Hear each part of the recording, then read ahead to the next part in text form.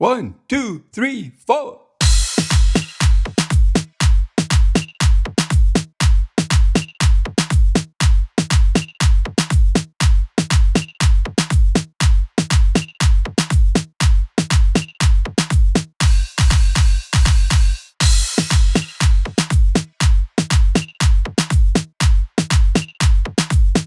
Okay, so here's the back wheel with the cogs still on. And let's move in closer. This is where the magic happens, most of it. So it's on a free wheel. What we mean by free wheel is that you can backpedal as opposed to a fixie. When you backpedal, you brake and start pedaling backwards. Okay, so it's a free wheel. Might be dirty, can feel a bit of resistance. Not too sure if it's normal or not anymore.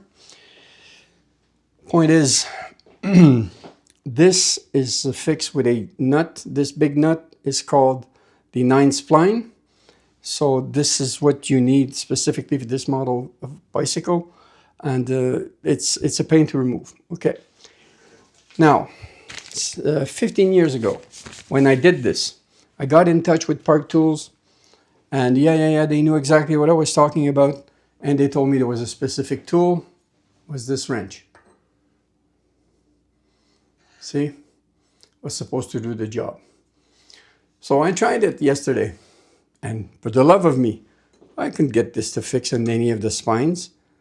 I mean, yeah, tool grab, sort of. On this side, where there's only one will sort of grab,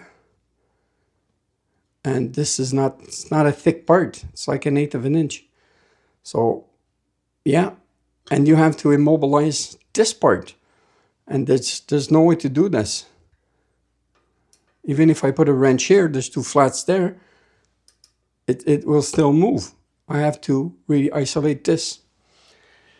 So looking at the pictures that I had taken 15 years ago, well, this is what I saw.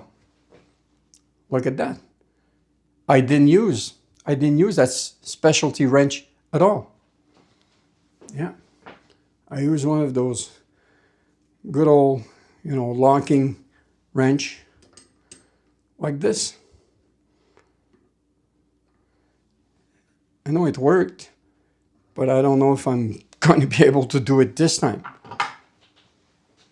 One way of immobilizing it, and I saw a guy do it on YouTube.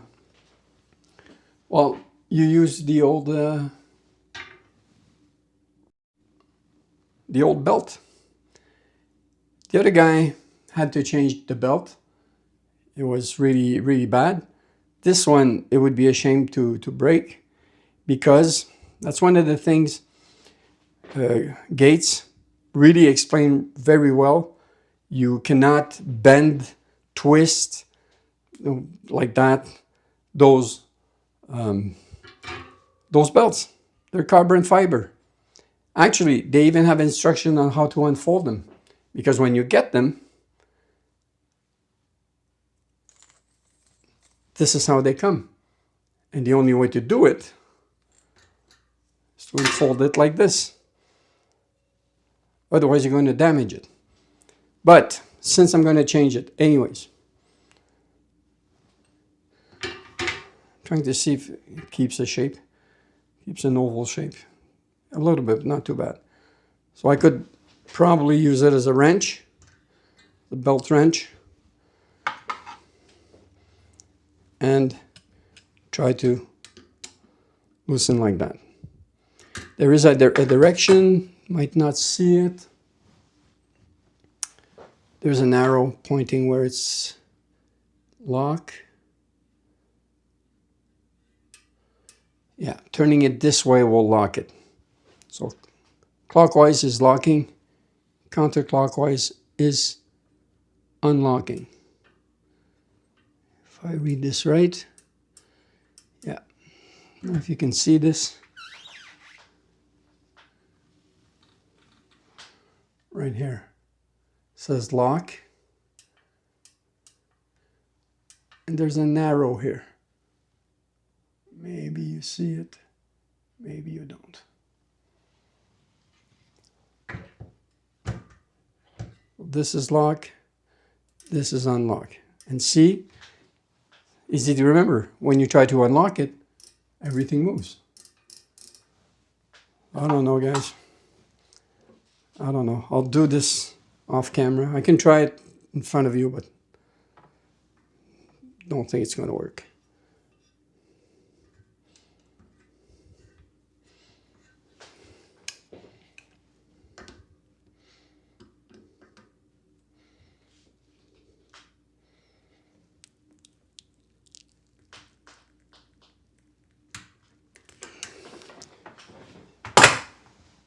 Well, I'm going to go have a can of spinach or something. So it's going to be hard. I'll try this and I'll go back to you. Okay, folks. So I'm back the next day, but still working on the same thing, trying to remove the rear cog, which is held by a lock ring, a 9-spline lock ring. And yeah, there used to be a lock key, something similar to the crank removal tool, the lock key for the bottom bracket big bolt there. You used to have something similar to that, but hey, I can't find it anymore. I don't think they even make it, because probably there were so many from different companies to produce, you know. They probably just figured, no, we're not going to make one specific lock key for every bike. So from what I've seen on the internet, this is what guys are using, you know, just a it's a adjustable C-wrench with with the hook there instead of a round pin. And compared to the let me show you the difference. Put it back in the bag. Compared to the Park Tool Specialized tool, okay, look how thin it was. I couldn't get a good grip. It was slipping all the time off of the lock ring. So this is much wider. So I should be able to get at least a better grip on that.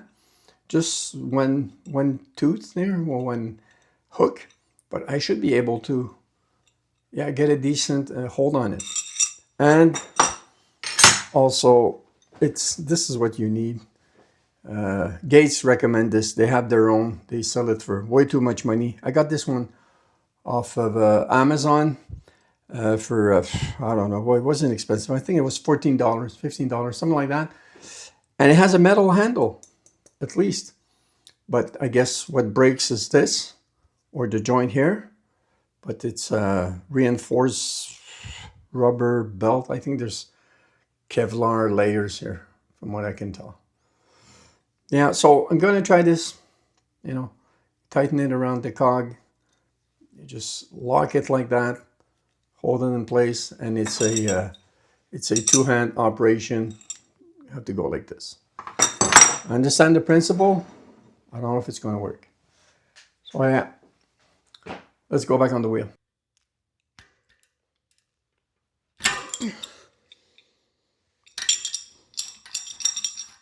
Oh, it's loose.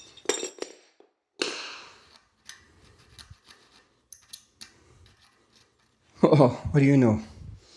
Okay, let's go have a look on the bench. So as you just saw, it was an easy operation. So yeah, it is rough, but it's loose. So let me just remove the quick release, because I got those yesterday. So yeah, probably don't see a thing now. Got those skewers yesterday. I was a bit disappointed because the end here was is a black nut, but then again, it's gonna look good with the new front cog, which is going to be black. So it should make sense. Okay, let's try to go A little bit tighter.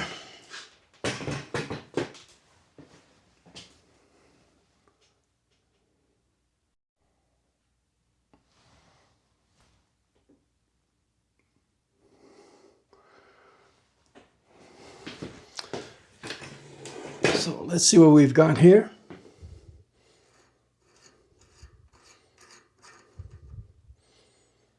Okay, this will have to be cleaned, of course. The 9 spline, did I damage it? Did I damage it at all?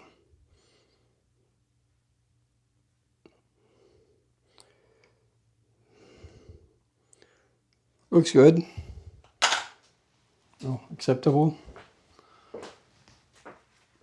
Let's see what we have now and how all of this comes apart.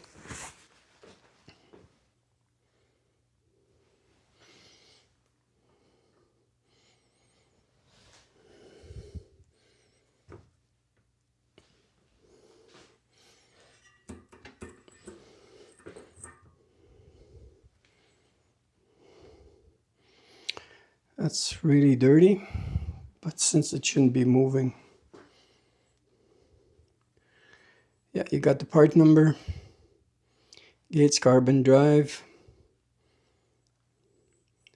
and it's marked as a 22 teeth.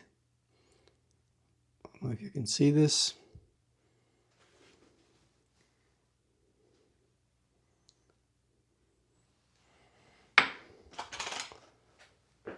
Try to get some of the crud out. Maybe have a listen how it turns without anything obstructing.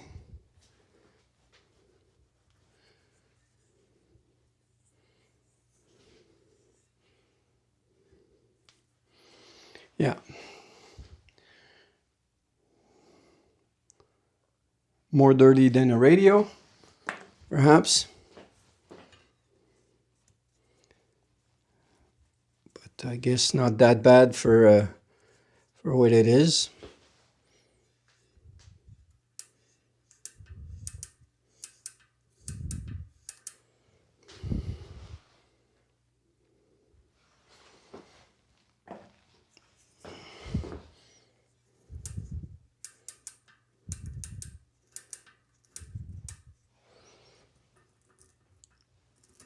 So there's a ring, the spacer, I guess. Yeah, we'll get all this cleaned up.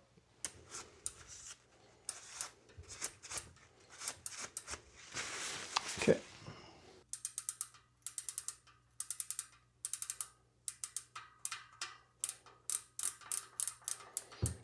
Nothing seems to be rubbing.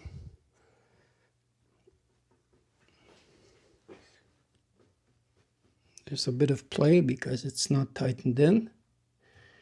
Yeah, okay. You can see on the side there. Yeah, that's where the ring screws.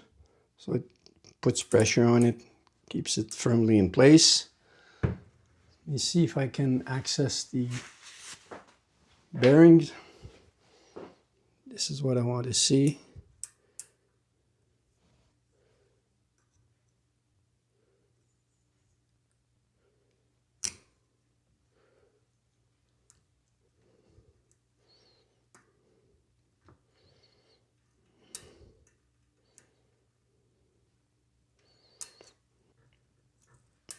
Yeah, I'm not sure I should be removing this seal.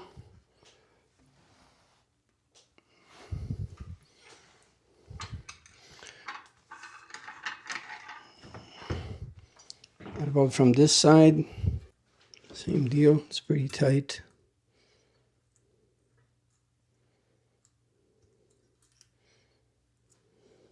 Okay. Perhaps I have to remove those guys.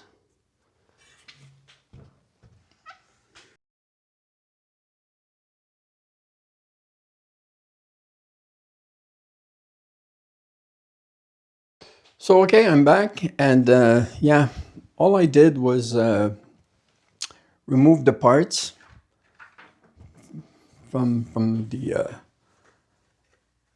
the cog, and I cleaned them, so they're all clean. What I discovered is that there are two spacers, two millimeter spacers at the bottom. It fits here actually.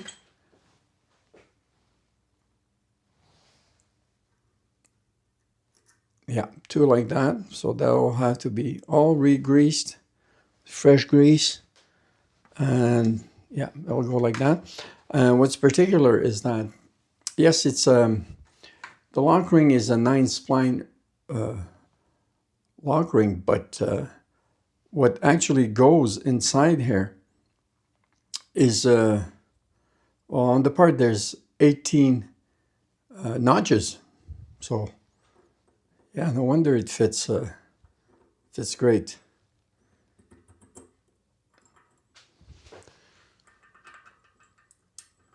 Fits absolutely perfectly. So I don't know why I cleaned this. I mean the cog, because I'm going to change it. But yeah, and let's remove it. Just want to show you why I didn't remove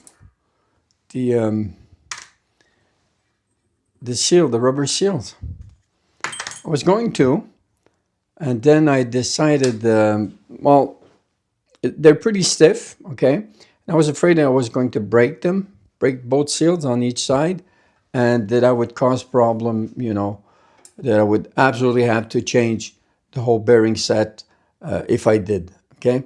So I checked, and yeah, maybe I can go a little bit closer here. No, I was already close. Okay, sorry. Yeah. So let me do this again. So you see, it's 9-spline, but what actually goes into the 9-spline is just for that, for the ring, but there's 18 notches, so it goes in perfectly. And there's nothing that's going to move there, that's for sure. Okay, put it like that. What I was saying is that, yeah, I didn't remove the rubber seals because I was afraid I was going to break them, and if I commit to removing them, I'll have to change the whole bearing set. And I was checking just the bearing per se, and I mean, it's nope. I can't justify changing that. They're perfect, completely silent. I don't feel anything rubbing. There's no grinding. If there were dirt, there was dirt before, that there's none anymore. So yeah. And besides, I didn't get the drivetrain components yet. It's stuck at Jamaica International Distribution Center in New York. Although the parts come from Maine, I don't know why they take that route. It's a five hour drive by car, but you know that's the way they ship it. They fly it from there. And but what I could do, since I have to do it before I reinstall the wheel, is change the tires. Yeah, I can start with that. Since I have it free like that, I'll change the tires on both wheels. That'll be done. So I'm waiting for the drive train kit and for the handlebars. Handlebars, I don't really have a tracking, so I don't know. Anywhere between August 20th and August 30th, the end of the month. And yeah, it's August 18th today. So I can have it in 2 days or in a week and a half. So we'll see.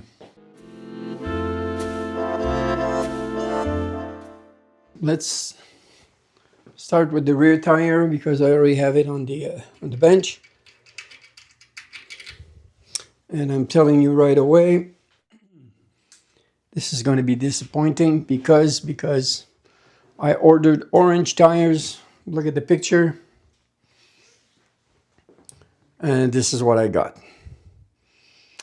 Yeah, absolutely not like on the picture.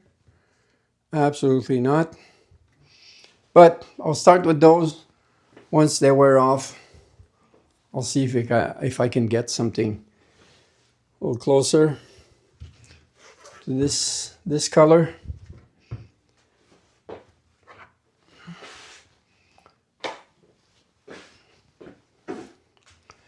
I haven't done this in quite a while.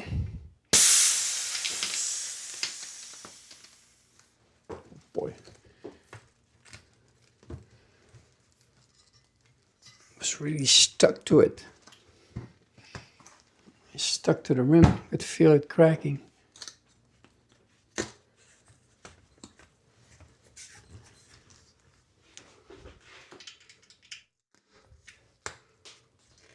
Boy, oh boy, oh boy.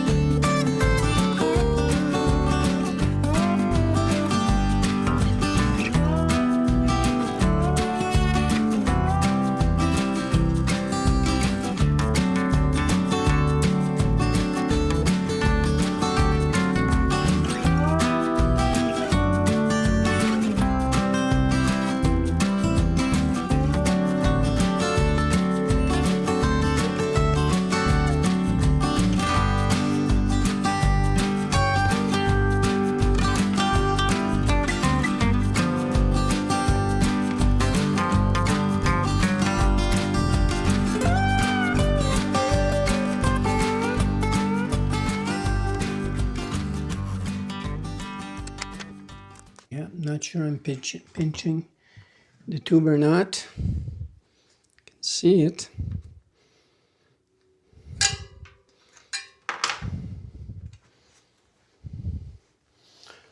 Try to do it by hand, but it's very, very, very stiff.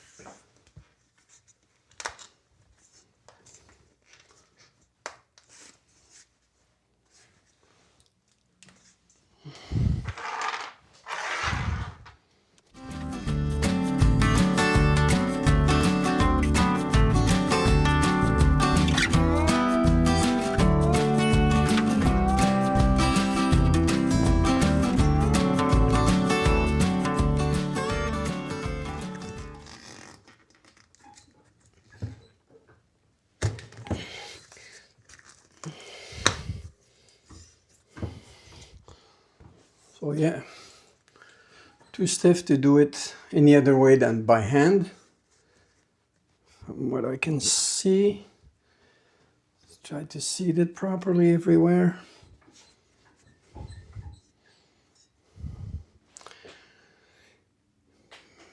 before we put air.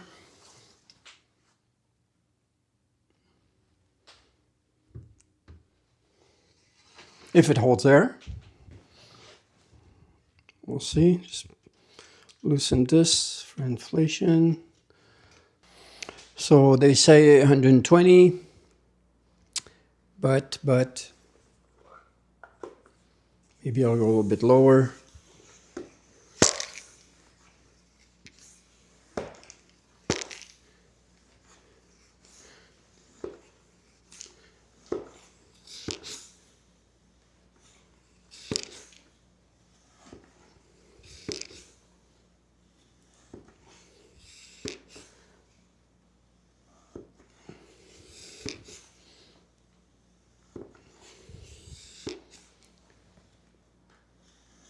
Just want to listen if I have leaks. Get up close and personal.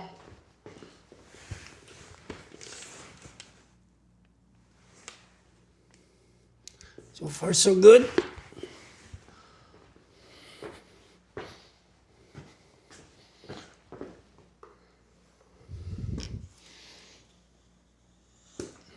$80. I'll just put 100 since I'm not going to write it anytime soon.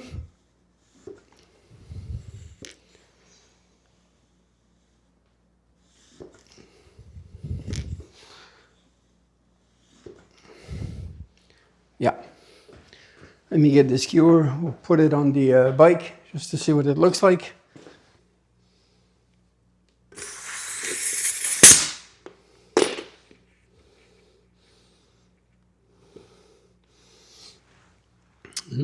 Yeah, maybe I better put the cog on. Yeah, let me do that. Okay, so the wheel is back on with the new tire. It's a different wheel. It's even more yellow on camera. This is the black one. It was heavier. It was a 25, so it was a bit higher as well. This one is a 23 millimeter wide.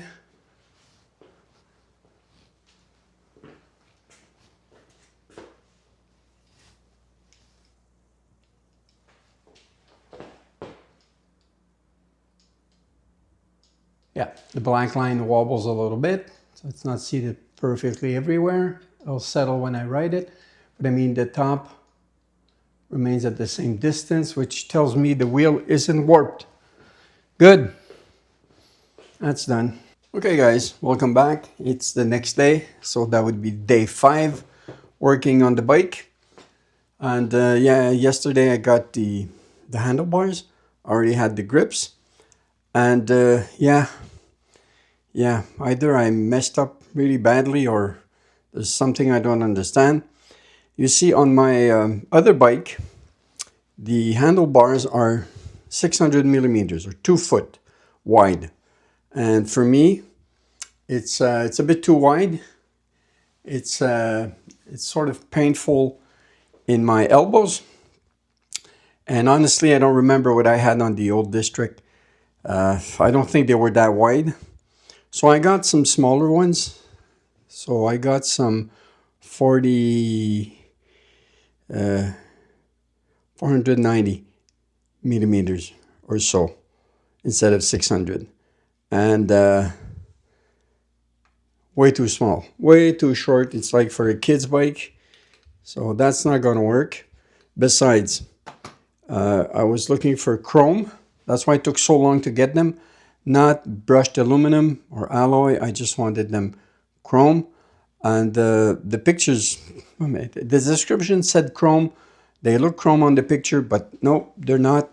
Compared to the rings here, you can see the difference. Hey, listen, it's not bad. I could tolerate it. I could ride the bike like that if they were a little bit wider. So what I need, I imagine, would be 22 inches or something like that. Oops. Sorry, I hit the camera again. So let's say I opened them up a little bit. Yeah.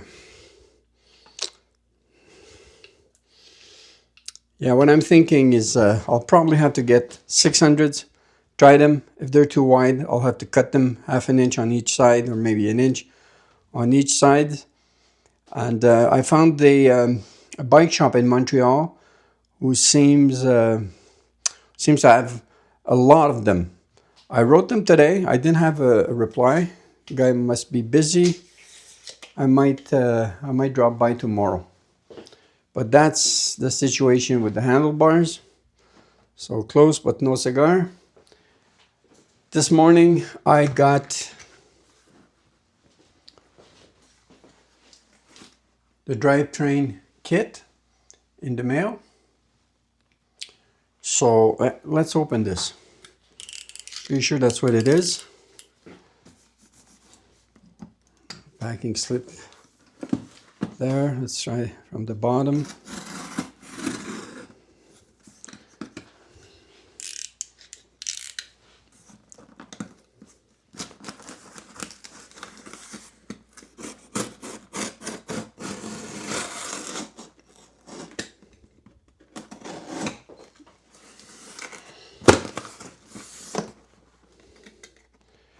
See what we got. If they sent the right stuff, the right ratio, and all that.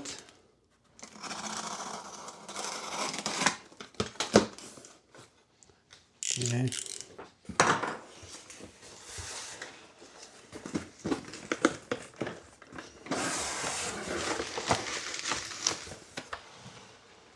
Okay. So let's have a look at the belt first. Yes. So I don't know. Okay, let's try to move in closer.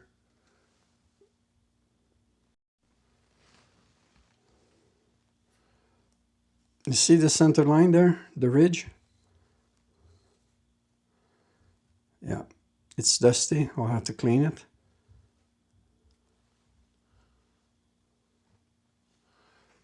There's a lot of dust between the teeth. But otherwise in very good shape. And yeah. It wasn't folded. Yeah. Seems to be a little bit stiffer. Let's just take the old one and compare the width. I believe it's going to be a little bit wider. And it is. See the difference? That's the old one on the right. New one on the left. So, okay. I imagine the cog will be a little bit wider as well. Let's open the envelope. May I have the envelope, please?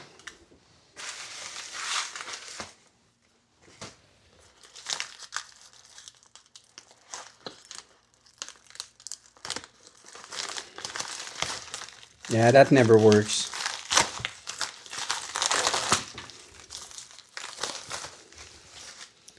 Well, it should have the front cog and the rear cog. Here's the rear. Here's the front. Nice packaging. Which, for the price you pay. Pulley, sprocket. Okay. I'm more curious about the rear one. Is it openable easily?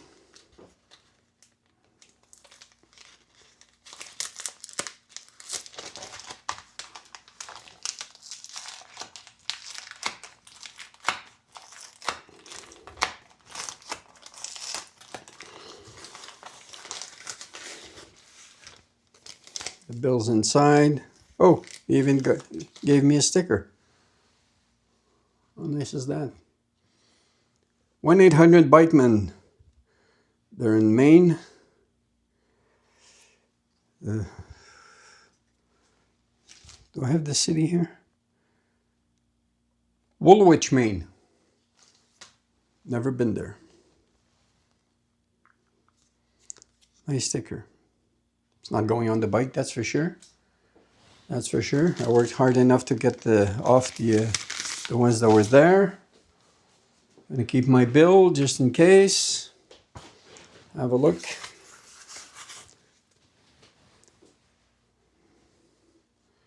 Yeah, it's quite different.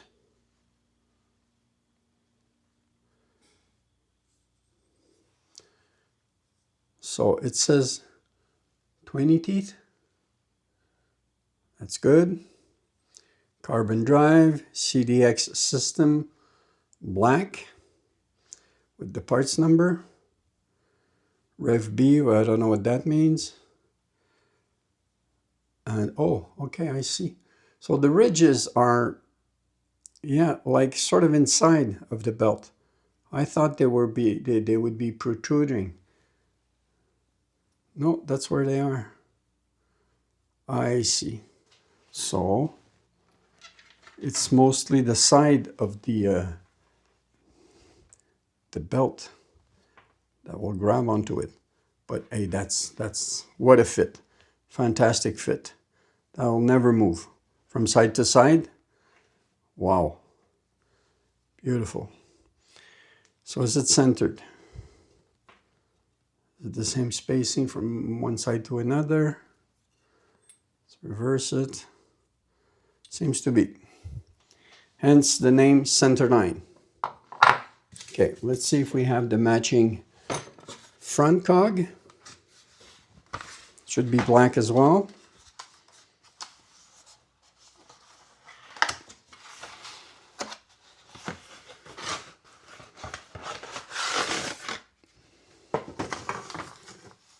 Carbon drive.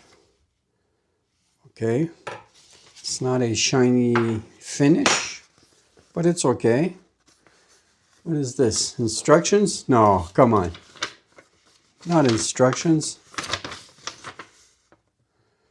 Hang belt over bottom bracket. Close rear triangle opening. Place belt or on or behind the rear sprocket. Place wheel into rear sprocket. Minimize distance between bottom bracket and rear axle. Methods vary by manufacturer. Place belt on two sprockets. Adjust belt tension and wheel alignment to manufacturer's recommendation, which we never have. They sort of show you here on the picture that it has to be, I don't know, not too close, not too far. Yeah, because I wonder if I'll be using the spacers that were with the first one. Yeah, little pictures there. See how it works. I'll have a close look at that. Now, what about this guy? What does it say? Review owner's manual before use. Suppose you should take this sticker off. Carbon drive.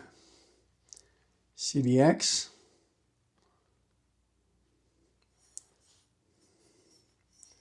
I don't have the old front sprocket removed yet, so I can't compare if it's going to be the same distance and all that. It's going to be trial and error again. Yeah. Don't try to find anything about correct belt tensioning. There's no figures. There's no numbers. There's no instruction from Trek or from Gates. How does it fit? It's incredible. Incredible tolerance, or lack thereof. Fits perfectly. Wow. Wow, wow, wow, wow, wow. But, with this center groove, it has to be perfectly aligned. You don't have tolerance like on the old belt. So, is this correct? 118. The other numbers, I don't know what they mean. Carbon drive. Yeah, so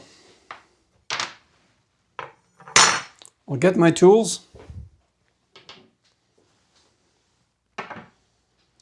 That's an 8 millimeter hex wrench. That will be the bottom sprocket key. Bottom sprocket remover. Extractor, if you will. And for the front sprocket, for the bolts, you need this. It's supposed to be something like a must-have for any bike repairman. Shimano TL FC21. Little wrench there. Chain ring wrench, they call it. So I got one. If that's all I need, it was worth it, okay? Plus, of course, yesterday I used those guys to remove the sprockets. As you remember, it was an easy operation, but needed a lot of elbow grease. It was really, really tough. Just like the rear tire, it had been there. It's been there for 16 years. So, yeah. There you got it, guys. It's almost 8 at night. I don't know if I'm going to start right now. I'll wait until tomorrow and watch just a few videos again tonight. But I